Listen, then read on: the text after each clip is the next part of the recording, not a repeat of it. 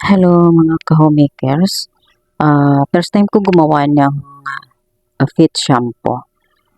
Pagpasensyahan niyo na kasi trinay ko lang. Mas maganda kasi na yung bibili ako na yung gagawa ako ng sarili kong shampoo. Marami kasi akong alaga. Kaya naisipan ko itong DIY shampoo. Ganito lang pala kadali gumawa. Ayan, inuna ko po yung lislis, tapos pinagsama ko yung industrial salt. Tinunaw ko muna bago ko nilagyan ng konting tubig para matunaw siya. Ayan, hinalo-halo lang siya para matunaw. Ayan siya. Yung lahat po ng ingredients ilalagay ko na lang po sa description. Opo, yan siya, bago ko nilagay yung 15 liters na tubig. Halo-haloin lang hanggang sa matunaw lahat at magsama-sama yung mga ingredients at ganun ka makuha natin yung ating tamang thickness ng texture ng shampoo. Ayan siya.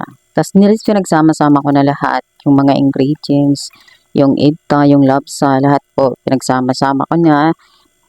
Yung neutralizer, antibac, pinagsama-sama ko na yan siya. Colorant, strawberry scent yung aking pinili. Lahat na siya, tapos hinalo-halo lang.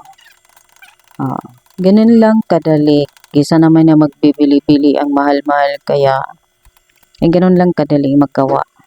Ayan siya.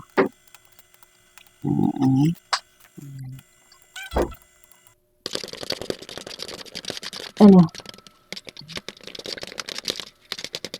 Siya.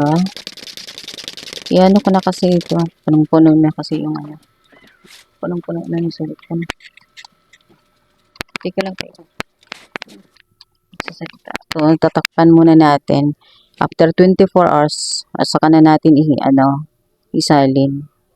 Mawawala na siya yung bula pag kinabukasan, wala na. Ganyan na siya. Isalin muna natin sa bote kasi wala akong bote na maliit. Nilagay ko lang sa mineral na galon. Ayan siya.